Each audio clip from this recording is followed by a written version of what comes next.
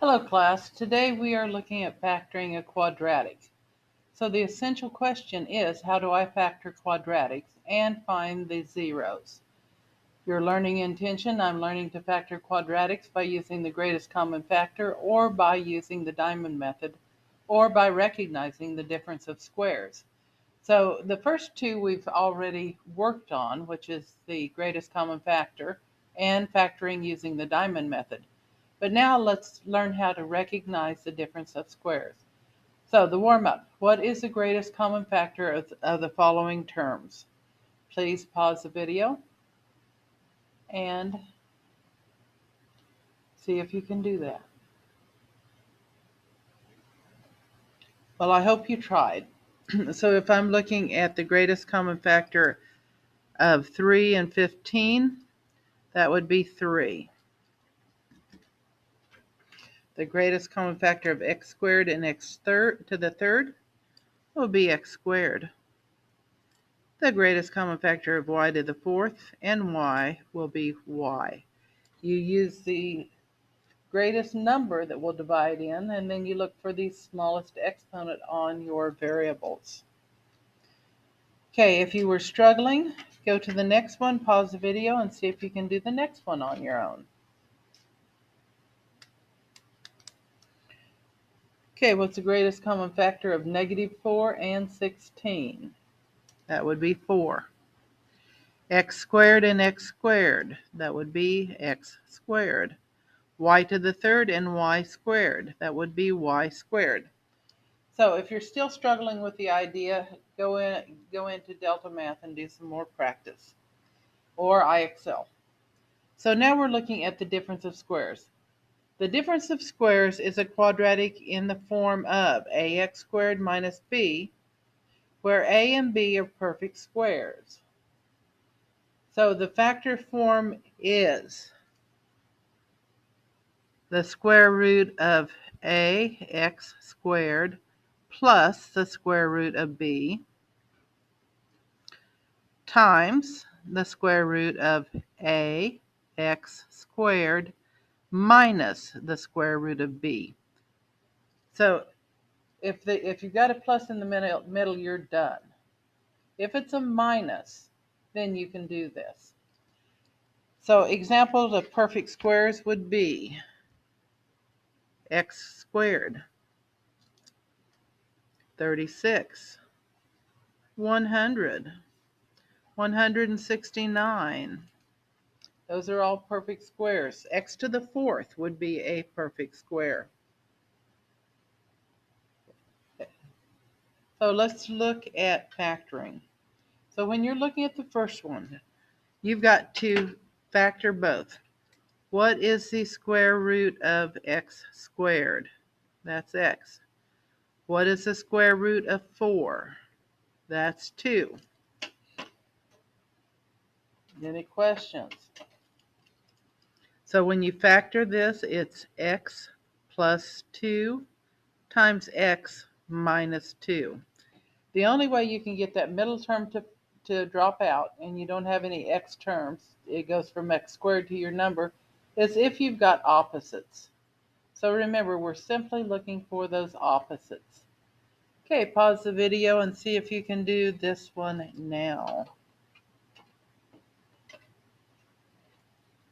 Well, I hope you tried. The square root of x squared is x. The square root of 36 is 6. So my factor is x plus 6 times x minus 6. And we're done. That's your factored form. So you've got to have a perfect square in front and on the end. And you have to have a subtraction in between. So what about the next one? Is 4 a perfect square? What's the square root of 4? What's the square root of x squared? What's the square root of 9? The square root of 4x squared is 2x. The square root of 9 is 3. So this will be 2x plus 3 and 2x minus 3.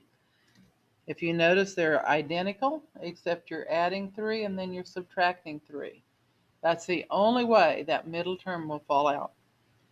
Okay, pause the video and see if you can do the last one on your own.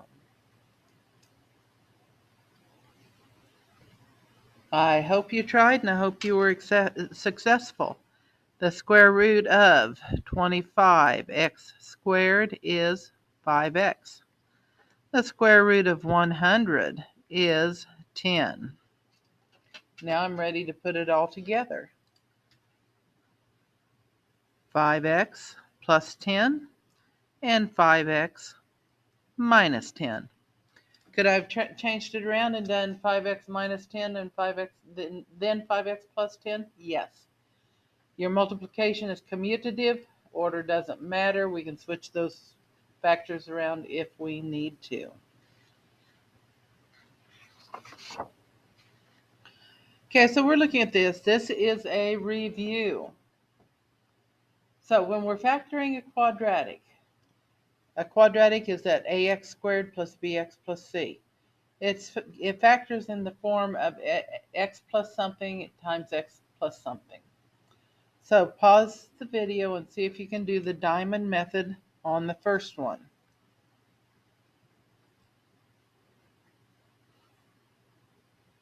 Okay, I'm looking at 6 up here and 5 down here. This is a times c. A is 1, c is 6. Factors of 6 that add up to 5. Both are positive. Well, the factors of 6 are 1 and 6, but they don't add up to 5. 2 times 3 does add up to 5.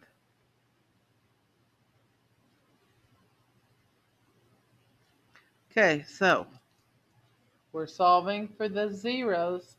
If you need that intermediate step, x plus 2 equals 0 or x plus 3 equals 0, that's okay. Put it in. I'm not going to put it in every time, but make sure you do if you need that extra support. X is equal to negative 2 or x is equal to negative 3. The opposite of positive 2 is negative 2. The opposite of positive 3 is negative 3. That means that graph will go down through negative 3 and come back up through negative 2. Okay, now would be a good time to pause and see if you can do the next 3 on your own. Pause the video and try, and then come back in and see if you got the correct answer or not. I'm betting you can do it now. Okay, let's try. A times C. 1 times 8 is 8. 6 goes at the bottom.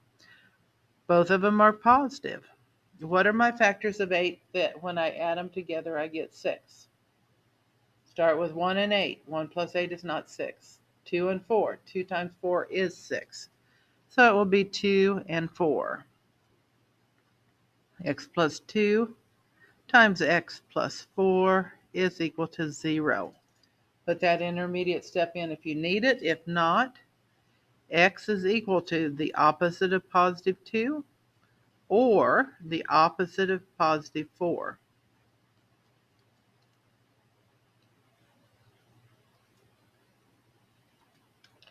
Okay, this one has a negative.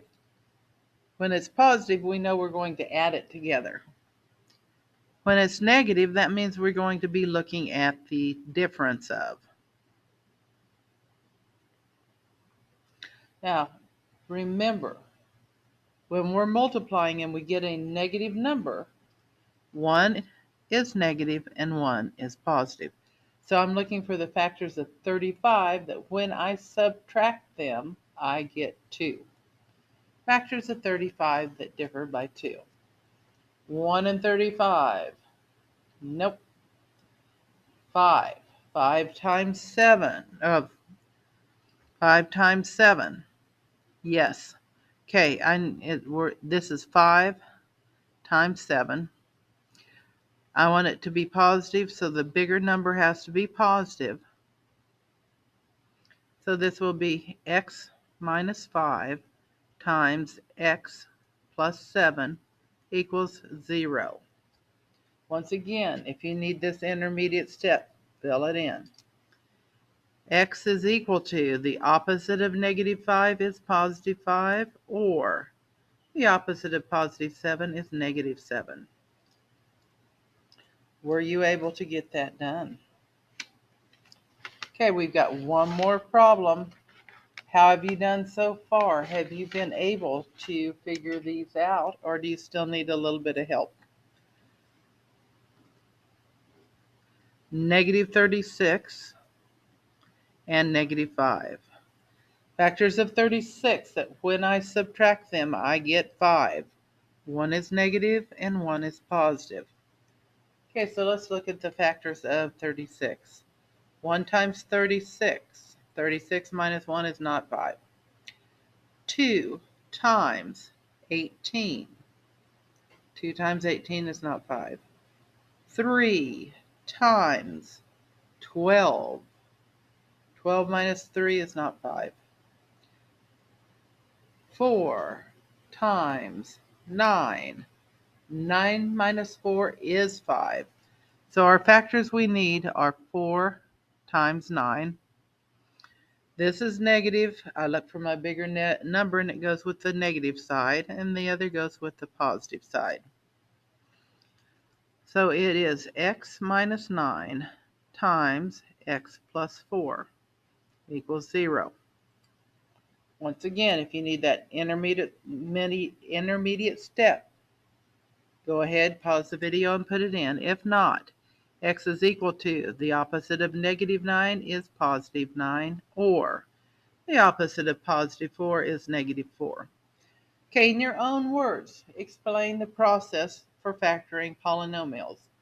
You might say, we'll use the diamond method. You might say, well, I use this, I use that.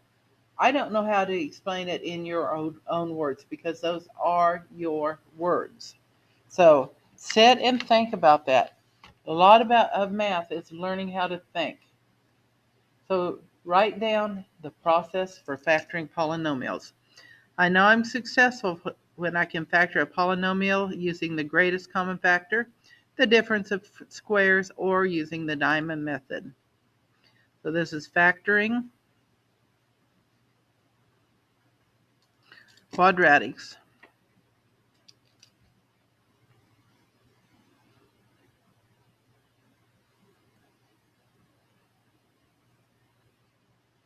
We also did grouping. I forgot to mention that. GCF, greatest common factor, difference of squares,